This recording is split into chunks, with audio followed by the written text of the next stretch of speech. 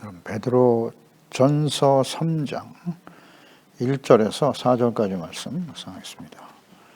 3장 1절에서 4절까지 묵상하겠습니다. 아내들아, 이와 같이 자기 남편에게 순종하라. 이는 혹 말씀을 순종하지 않는 자라도 말로 말미암지 않고 그 아내의 행실로 말미암아 구원을 받게 하려 함이니, 너희의 두려워하며 정결한 행실을 봄이라. 너희의 단장은 머리를 꾸미고 금을 차고 아름다운 옷을 입는 외모로 하지 말고 오직 마음에 숨은 사람을 온유하고 안정한 심령의 썩지 아니할 것으로 하라. 이는 하나님 앞에 값진 것이니라. 아멘. 가정을 행복하게 하는 아내의 특성, 아내의 마땅한 자세. 말씀과 성령으로 거듭난 그리스도인들은 사회 모든 제도에 순종해야 한다 강조하고 있죠. 권력자들과 혹은 주인, 상사에 대해서 순종해야 하는데, 까다로운 상사, 주인에게도 억울하게 고난을 당할 수 있지만 주를 위해서 하나님을 생각하며 그 슬픔을 참고 인내하면, 또 선을 행하면 그것이 아름다운 것이다 라고 말씀하고 있습니다.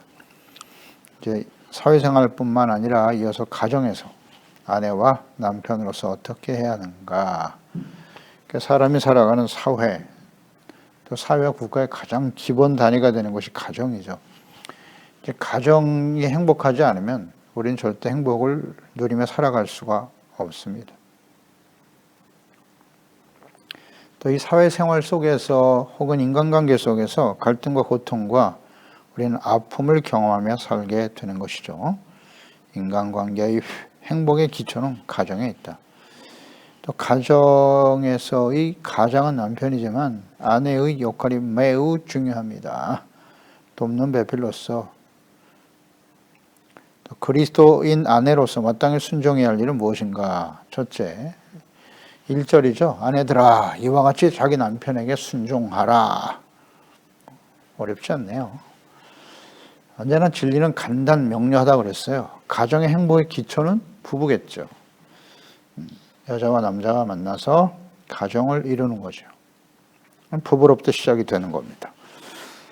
그 중에서도 아내에게 먼저 강조하고 있죠. 아내에게 먼저 남편에게 순종하라 라고 말씀하고 있네요. 이와 같이 그랬어요. 이와 같이. 이와 같이는 이제 위에 설명과 말씀과 연결이 되는 것이죠. 모든 제도와 권력자, 주인에게 순종해야 하듯이 아내는 가정에서 남편에게 순종해야 한다. 사회 제도, 이것을 거부하고 대항하고 대적하고 바꾸려고 하는 것이 아니라 그 질서에 순종하라는 거죠. 순종하라. 사람이 사는 세상에는 계속해서 존재하는 거예요. 모든 사람이 다 주인은 아니잖아요. 주인이 있으면 밑에서 일하는 사람 훨씬 더 많죠. 훨씬 더 많아요. 국가의 권력자, 따르는 모든 백성들, 국민들, 사실 모든 권력과 주권은 국민에게서 나온다. 그것이 이제 민주주의의 기본이긴 한데,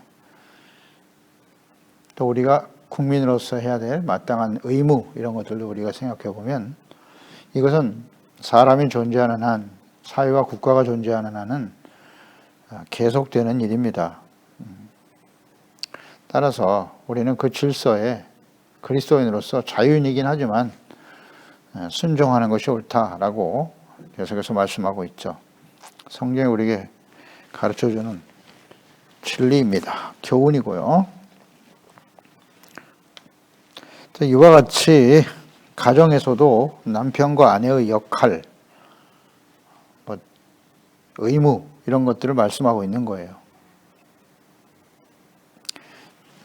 하나님이 세우신 질서이기 때문인데, 이제 행복의 기초가 가정이라고 했어요. 또한 불행과 고통, 시련의 시작도 또한 가정이 될 수 있죠. 인간의 모든 행복과 불행의 시작이 가정이다. 이게 기초가 되는 거예요. 행복의 기초는 부부잖아요. 부부가 행복해야 가정이 행복할 수 있겠죠. 그럼 부부가 행복하려면 어떻게 해야 되느냐? 하나님께서 세우신 질서에 순종하는 것이죠. 여기서부터 시작하는 거예요. 그럼 남편과 아내의 관계. 창세기 2장 18절 이하에 여호와 하나님이 이르시되 사람이 혼자 사는 것이 좋지 않다. 내가 그를 위하여 돕는 배필을 지으리라. 그래서 여자를 만드신 거죠. 아담에게서 취하신 그 갈빗대로 여자를 만드시고 그를 아담에게로 이끌어 오시니 아담이 이르되 이는 내 뼈 중에 뼈요 살 중에 살이라. 이것을 남자에게서 취하였은즉 여자라 부르리라 하니라. 그러니까 아담을 먼저 지으셨고 혼자 독초하는 것이 좋지 않아서 아담의 갈비뼈에서 여자를 만드셨다는 거예요. 아담은 흙으로 지었지만 여자는 남자의 신체의 일부를 가지고 만들었다는 거죠. 하나라는 의미이기도 하고 남자와 여자가 하나다. 그리고 여자는 남자로부터 시작됐다. 이렇게 말씀하고 있는 거예요. 아담을 먼저 지으셨다. 여자는 돕는 배필이다. 그래서 하나가 되어 행복하게 만들었다. 혼자 사는 건 안 좋으니까 함께 행복하게 살아라. 그런데 남자와 여자가 만나서 행복을 위해서 결혼하는 거 아니겠어요? 그리고 가정을 이루는 것이고, 그런데 남편과 아내의 만남이 불행의 시작이 되는 가정이 얼마나 많은지. 그렇지 않아요? 하나님이 행복하게 하시려고 남자와 여자를 만들었는데, 근데 그 불행은 아담과 하와에서부터 시작됐잖아요. 하와가 하나님의 말씀을 순종하지 않아요. 불순종함으로써 선악을 알게 하는 나무의 열매를 따먹고 그것을 또 남편에게 주어 함께 범죄하여 결국은 사망이 찾아오고 말았죠. 그러니까 해서는 안 될 일을 하는 거예요. 자신의 역할과 사명이 무엇인가? 특히 무엇보다 중요한 건 하나님 앞에서예요. 하나님 앞에서 하나님이 세우신 질서에 순응하는 것이 행복의 기초입니다. 그렇지 않나요? 얼마나 남편과 아내가 지식이 있고 부와 재물을 가지고 있고 그게 행복의 기초가 되는 게 아니에요. 이거 왜 모르죠? 그런데 어때요? 우리 결혼의 조건 외모에서 찾기도 하고 가문이 어떻고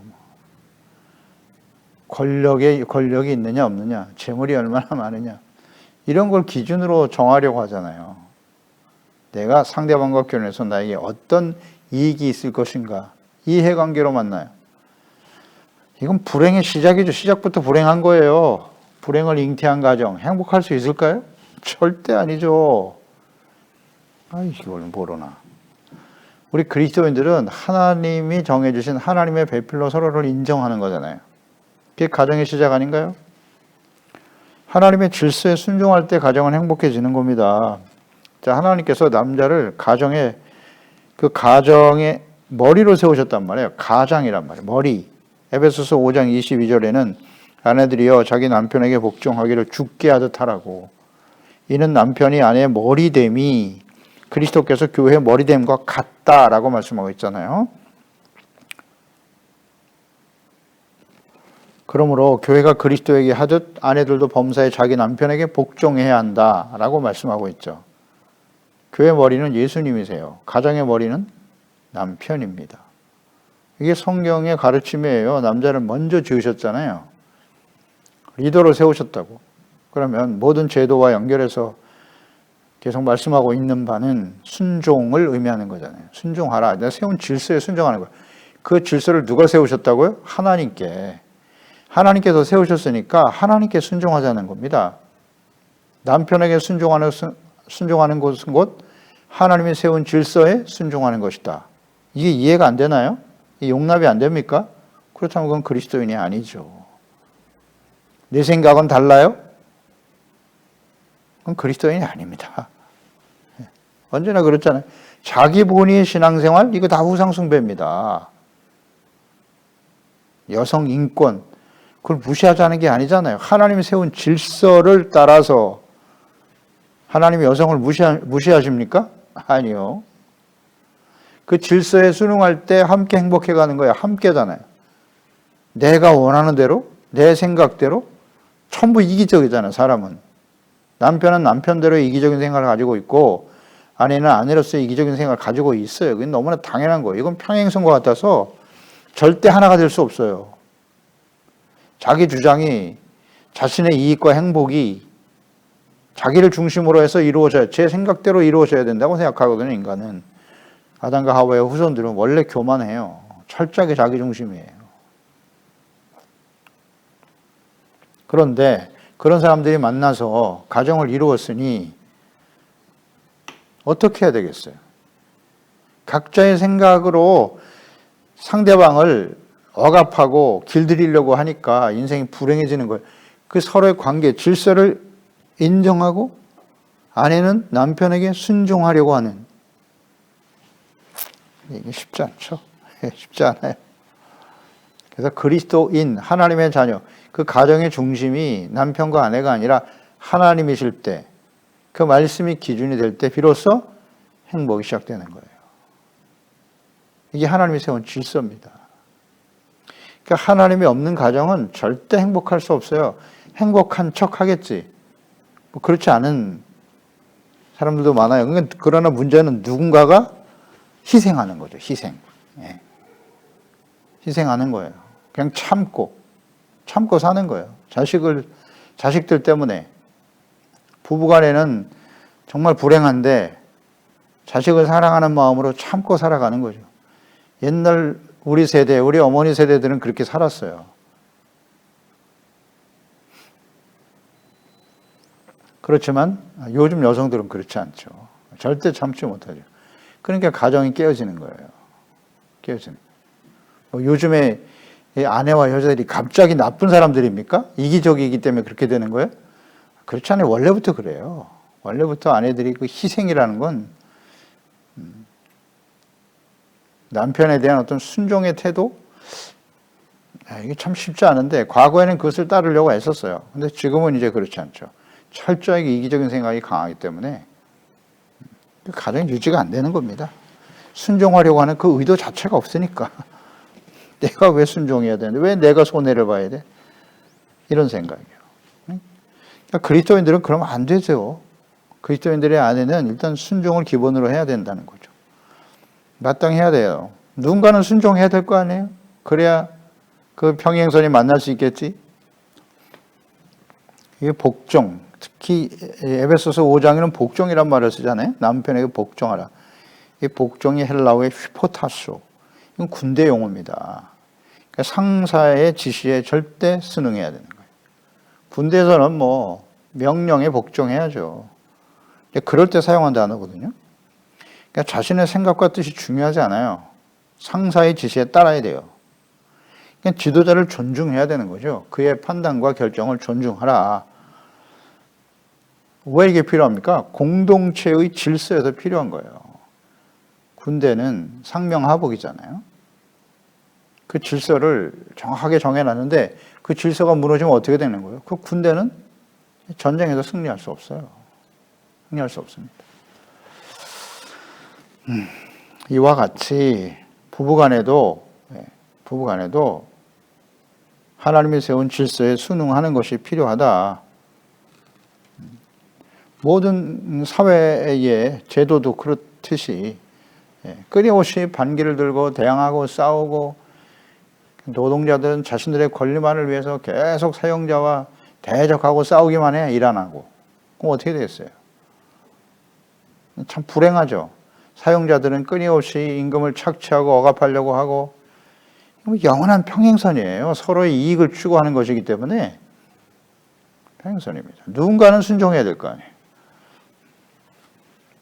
순종을 서로 안 하려고 하기 때문에 불행해지는 거예요. 가정에서도 남편과 아내의 역할, 마땅히 해야 할 일에 대해서 그러니까 존중하라는 거예요. 상호간에 서로를 존중하고, 즉 하나님이 세우신 질서니까 하나님의 말씀과 뜻이기 때문에 순종하는 거예요. 그렇지 않나요? 그러니까 예수 그리스도를 만나고 구원받은 거듭난 하나님의 자녀, 하나님 그리스도인 아내는 당연히 순종해야 하는 것이에요. 물론 남편이 불의를 행하고 악을 행하라고 하는 일에 순종할 수는 없겠죠. 하나님의 말씀에 어긋나지 않는 한 순종하는 것이 맞다. 자, 아내 또 불신 남편인 경우가 있어요. 아내가 불신 남편에 대해서도 순종해야 하나요?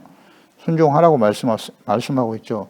순종하라. 이는 혹 말씀을 순종하지 않는 자라도 말로 말미암지 않고 그 아내의 행실로 말미암아 구원을 받게 하려 함이니 이렇게 말씀하고 있죠. 그러니까 그리스도인 아내는 말씀을 순종하지 않는 자 그랬으니까 이건 불신 남편뿐만 아니라 교회는 다니지만 아직 거듭나지 못한 말씀에 순종하지 않는 그런 남편에 대해서 말이 아닌 아내의 행실을 보고 구원을 받을 수 있기 때문에 순종하라는 거예요. 믿지 않는 남편 참 어렵죠, 대하기가. 하나님의 말씀, 하나님과 말씀을 잘 모르니까 혹은 거듭나지 못한 상태에서 그냥 교회만 왔다 갔다 하는 남편 참 어렵습니다. 대하기가. 그래서 끊임없이 말로 권면하고 가르치려고 하고 열심히 전도도 해보지만 행실이 따르지 않으면 그 남편은 절대 주님께 돌아올 수 없다는 거예요. 그 행실이 뭐냐? 순종하는 태도예요. 그러니까 순종은 존중이에요. 나의 자존심을 상하게 자존심을 버려라 그게 아니라 존중하는 거예요. 하나님이 세운 질서에 따르는 자세. 근본적으로 말입니다. 근본적으로.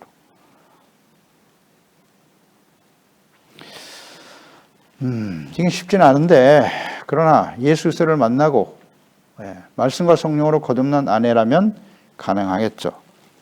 그렇지 않으면 쉽지 않을 거예요. 그러니까 그 불신 남편은요, 아내의 말이 아니라 행실을 보고 구원을 받을 수 있다는 구원이잖아요. 우리 그리스도인이 우리를 구원하신 하나님의 뜻, 목적, 사명이 무엇입니까? 영혼들을 구원하는 거잖아요. 나를 만나는 모든 사람들이 어떻게 예수 그리스도를 알고 하나님을 알고 구원받을 수 있게 될 것인가? 이것이 우리의 삶의 목적인데 그래서 말로 전도하지 않아도 남편을 존중하고 그 말에 순종하며 가장으로서 인정해주고 가정에서 자신에게 맡겨진 일에 성실하고 그러한 자세로 남편을 순종한다면 그 남편이 구원받을 수 있다는 거예요. 그리고 2절에 보면 너희 두려워하며 정결한 행실을 본다 그랬어요. 아내의 마땅한 태도죠. 거듭난 그리스도인의 아내. 너희의 두려워하며 정결한 행실 그랬어요. 이 행실을 보고 감동을 받아 구원받을 수도 있다라는 것이네요. 말이 아닌 두려워하며 정결한 행실. 이 두려워한다라고 하는 것은 뭐냐면 남편을 두려워하라 그런 의미도 있지만 먼저 남편을 나의 결혼하는 순간 그 남편을 나의 우리 가정의 머리로 인정하는 거예요. 결혼하는 순간. 하나님이 그렇게 질서를 세우셨으니까 나는 그 질서에 순종하겠습니다. 하나님을 두려워하는 거예요. 하나님을. 가정을 세우시고 가정을 향한 하나님의 말씀에 대해 순종하는 거예요. 그게 두려워하는 자세. 하나님을 경외하는 것이란 하나님의 말씀을 듣고 믿어 순종하는 것이 하나님을 경외하는 태도죠. 그런 자세로 남편을 존중하고 인정하라는 거죠. 그리고 정결하다 그랬잖아요. 정결해야죠. 뭔가 마음이 깨끗해야지. 동기가 순수하고 철저하게 이기적이고 자기중심적인 생각. 예수님 믿기 전엔 그렇게 살았어요. 자신의 욕망과 이익을 위해서. 그런데 우리가 육체의 욕심이 아니라 이제 영으로 거듭난 사람이 되었잖아요. 영의 사람이 되었죠? 예수 그리스도를 믿고 구원받아 하나님의 자녀가 되었다면 이제는 어떻게 하면 나를 통해서 상대방이 구원을 받고 내가 받은 이 구원의 은혜를 함께 누리며 살 것인가? 이것이 삶의 가치고 삶의 목적이 되는 것이기 때문에 그래서 자기를 쳐서 복종시키는 거예요. 그리고 상대방을 존중하고 순종하려고 하는 깨끗한 행실, 몸과 마음의 순수해 사랑이 동기가 되고 주님의 사랑이 나에게 부음받았기 때문에 정결한 행실이에요. 몸과 마음이 깨끗해. 행동도 정결하고 더러운 이익을 추구하지 않아. 그러니까 진실과 행함이거든요. 그러니까 다시 말하면 이게 언행일치죠. 말과 행동 일치하는 거고 신행일치, 믿음과 행실이 일치하는 모습. 요한일서 3장 18절이죠. 자녀들아 우리가 말과 혀로만 사랑하지 말고 행함과 진실함으로 하자. 행함이 없는 말과 지식 혹은 권면, 신앙적인 열심 아무런 영향을 주지 못해요. 주지 못합니다. 말과 혀로만 하지 말고 사랑하지 말고 행함과 진실함으로 해야 된다고. 진실로 순종하는 거예요. 그냥 순종하는 척하는 사람도 많아요. 가정의 행복을 위해서. 마음에 진실이 느껴지지 않아. 이거 모르겠습니까? 사람들과의 관계는 인격적으로 교제가 이루어지는 것인데 매일 함께 대화하고 함께 살아가는 부부가 남편과 아내가 진실로 행하는 건지 거짓으로 행하는 건지 모르겠습니까? 연애할 땐 모를 수도 있어요. 철저하게 숨기기 때문에. 결혼해 함께 살면 다 드러날 수밖에 없어요. 진실한 마음으로 행해야죠. 하나님의 자녀라면. 그런 진실함이 없는 말 절대 영향을 주지 못해요. 구원에 이르게 할 수 없습니다. 그래서 남편에게 진실한 마음으로 순종하는 거예요. 사랑이 동기가 되어서. 마태복음 7장 21절이잖아요. 나더러 주여 주여 하는 자마다 다 천국에 들어갈 것이 아니요 다만 하늘에 계신 내 아버지의 뜻대로 행하는 자라야 들어가리라. 이 행함이 어디서부터 시작이냐? 하나님의 뜻대로 행하는 것은 어디서부터? 가정이니까. 가정을 이루었다면 남편과 아내로부터 그 관계에 대한 하나님의 말씀에 순종하는 것부터 시작해야죠. 그래서 가정을 천국으로 만들어야죠.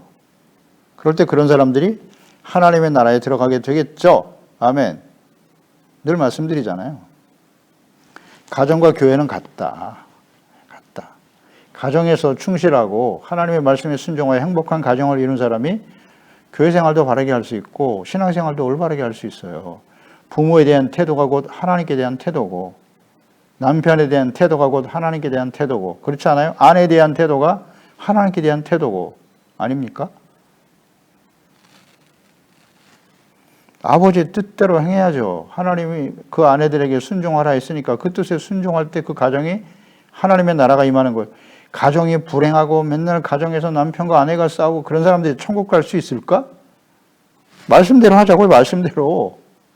가정에서 천국을 맛보지 못한 사람이 어떻게 하나님의 나라에 설 수 있을까요? 이 말씀의 근거에서 우리가 묵상해 보자고요. 주여 주여 한다고 해서 들어가는 거 아니에요. 하나님의 뜻대로 내 아버지의 뜻대로 행해야 들어가는 거지. 아내는 순종, 남편은 사랑이에요. 아내를 사랑하지 못하는 사람이 하나님 나라에 설 수 있을까? 이 말씀에 의하면 아니다라고 말씀하고 있잖아요. 아내를 진실로 사랑하지 않으면서 하나님을 사랑하는 것, 이웃을 사랑한다? 불가능하겠죠. 함께 사랑하는 자녀를, 아내와 자녀를 사랑하지 않으면서 어찌 하나님을 사랑한다 하겠어요? 거짓이죠. 그건 거짓이죠. 요한일서. 눈에 보이는 형제를 사랑하지 않으면서 보이지 않는 하나님을 사랑한다는 건 거짓이라고. 맞습니다. 남편에게 순종하지 않으면서 내가 하나님께 순종할 수 있다? 이게 하나님의 나라야. 하나님의 나라. 가정을 하나님의 나라로 세워야 되는 거예요. 하나님의 뜻대로 순종하는 가정. 그러니까 하나님의 나라의 특성은 뭡니까? 로마서 14장 17절 하나님의 나라는 먹고 마시는 데 있지 않냐며 성령 안에서 의와 평안과 희락, 기쁨이라고요. 우리의 가정에 먹고 마시는 거, 가정에서 먹고 마시죠. 그게 전부입니까?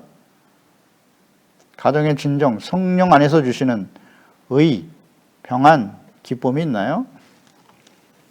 그렇지 않다면 그 이유는 무엇일까요? 하나님이 주인이 아닌 거죠. 가정이 그냥 가정의 왕이야, 왕. 하나님의 왕이 아니 주인이 아니라. 그래서 함부로 행하고 말이죠. 아내를 억압하고 폭력을 행사하기도 하고. 그건 하나님의 나라가 아니죠. 그건 또 가장으로서의 역할 속에서 우리가 보게 되는데 일단 순종하는 아내로서는 순종해야 된다. 그럴 때 평화와 기쁨을 맛보는 하나님의 뜻을 받는 하나님의 나라의 가정이 이루어질 수 있을 것이다. 3절 너의 단장하는 머리를 꾸미고 금을 차고 아름다운 옷을 입는 외모로 하지 말고 오직 마음에 숨은 사람을 온유하고 안정한 심령에 썩지 않을 것으로 하라. 이는 하나님 앞에서 값진 것이다. 이것이 아름다움이고 가치 있는 삶이라는 거예요. 정결한 행실과 외모를 아름답게 꾸미는 일보다 마음에 숨은 사람을 온유하고 안정한 심령으로 하라. 외모. 그러니까 외모는 머리를 꾸미고 뭐 금과 보석으로 치장하고 아름다운 옷을 입는 일을 말씀하고 있네요.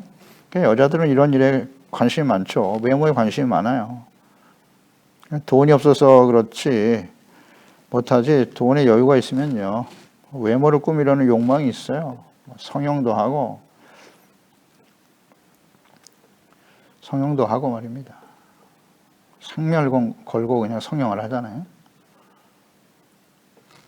명품으로, 금은 보석으로. 일단 이런 여성들은 조심해야 돼요. 네. 이건 아니에요. 그런 여자를 아내로 받아들이면 불행의 시작입니다. 불행의 시작. 성형을 몇 번씩 해서 얼굴을 알아볼 수가 없어. 그냥 어떻게 된 게. 외모 지상주의거든. 겉으로만 잘 보이려고 하는. 이게 다 내면에 문제가 있는 사람들이에요. 거짓으로, 허영으로 가득 찬 사람이라고 볼 수 있겠죠. 이건 모르겠습니까? 외모에 신경 쓰지 말고 그리스도인 아내들은 심령에 썩지 않을 것으로 단장해야 된다. 심령, 영원한 것, 썩지 않을 영원한 것은 하나님의 말씀이잖아요. 주님의 말씀으로 마음을 온유하고 겸손함으로 정결한 마음을 가지기를 힘쓰는 아내, 그런 아내가 돼야 된다 이거예요. 외모에 신경 쓰지 말고 안정한 심령, 그러니까 영과 마음이 하나님의 사랑과 말씀으로 가득한 아내. 그런 진정한 아내는 외모에 신경 쓰지 않아요. 그러니까 외모를 완전히 무시하는 말입니까 이게? 하지 그 말하는 말입니까? 아니잖아요. 단정하고 그게 중요하지. 그리고 무엇보다도 삶의 가치 우선순위를 어디에 두고 있느냐는 거예요. 내면을 아름답게 사랑과 온유와 겸손한 마음으로 치장하는 일에 가치를 두고 있느냐, 이런 건 필요하지 않아. 저 겉으로 외모 화려하게 보이고 아름답게 보이면 그게 나의 삶의 기쁨이고 행복이다? 가치를 거기에 두고 있다는 거죠. 그 문제예요. 가치의 우선순위의 문제라고요. 이거 분별할 줄 알아야 됩니다. 아내를 잘 맞아들여야 돼요. 이게 숨은 사람이죠. 속사람이 아름다운 여인을 아내로 맞아야 돼요. 속사람, 영이 거듭난 아내의 마땅한 태도예요. 마땅한 태도입니다. 온유하고 겸손한 마음을 가진 여인. 사람이 온유하고 겸손한가 어디? 태어날 때부터 온유하고 겸손하지 않아요. 사람들은 아담과 하와의 후손으로 태어난 모든 사람들은 근본적으로 교만해요. 철저히 이기적입니다. 아니라고요? 겸손하지 않아요. 이 겸손은 훈련되어지는 거예요. 그 온이라고 하는 헬라어 단어 자체가 야생마가 종마가 된다라는 뜻이잖아요. 다 야생마예요. 자기 중심. 그런데 길들여지잖아요. 길들여질 때 종마가 되는 거예요. 온유한 심령은 길들여지는 거예요. 온유는 성령의 열매입니다. 성령의 열매. 원래부터 가지고 태어난 성품이 아니에요. 길들여져야 돼요. 무엇에 의해서? 하나님의 말씀으로. 성령님의 인도하심을 따라. 성령의 열매가 온유잖아요. 진리의 말씀과 성령의 인도하심을 따라 거듭난 사람들은 끊임없이 말씀과 경건의 삶을 통해서 훈련되어지는 거죠. 그게 온유한 사람이잖아요. 그렇지 않아요? 온유는 예수님의 마음이기도 하고요. 온유와 겸손, 마태복음 11장 28절이죠. 수고하고 무거운 짐진 자들아 다 내게로 오라. 내가 너희를 쉬게 하리라. 나는 마음이 온유하고 겸손하니 나의 멍에를 베고 내게 배워라. 배우고 훈련해야 돼. 그리하면 너희의 마음이 쉼을 얻으리라. 온유한 사람의 마음속에 참된 안식이 있어요. 평안이 있고요. 평안이 있습니다. 안정하다 그랬잖아요. 안정한 심령. 그래서 온유하고 안정한 심령. 이 안정이라고 하는 것은 그 원의 의미를 보면 타인에 의해서 일어나는 동료에 흔들리지 않는 평온함이에요. 이게 안정이에요. 사람은 서로 완전하지 않아요. 다르기 때문에 서로 갈등도 있고 그것으로 인해서 스트레스를 어마어마하게 받죠. 특히 매일매일 살아가는 남편과 아내. 그 받는 스트레스는 뭐 굉장히 크죠. 서로 다르니까. 생각이 다르고 라이프 스타일이 다르고 가치 우선순위가 다르기 때문에 가치 기준이 달라요. 남자와 여자가 다르고 일단. 그러니까 그 다른 사람들이 함께 살면서 당하는 상대방을 통해서 받는 스트레스는 정말 이게 심각합니다. 심각해. 그런데 그런 동요를 통해서도 흔들리지 않은 평안함이 있는 것이 안정이에요. 그러니까 안에는 이 안정한 마음이 있어야 돼. 온유하고 안정한 심령이 있어야 된다. 그게 어떻게 가능하죠? 하나님의 말씀과 성령으로 거듭나고 충만할 때만이 가능하다. 아닌가요? 지식과 교양을 통해서 되는 게 아니에요. 그것도 어느 정도 영향은 있죠. 영향은 있지만 근본적으로 해결하지 못해요. 이건 성격의 문제이기보다는 하나님의 영으로 거듭났느냐, 진정 살아계신 하나님을 인격적으로 만났느냐, 바로 이 문제예요. 그렇지 않으면 이게 쉽게 정리가 안 됩니다. 그래서 특히 이 아내들을 만날 때는 언제나 안정적인 말씀과 성령으로 거듭나 온유하고 안정한 심령을 가지고 있는지, 평안한 마음을 가지고 있는지를 봐야 돼요.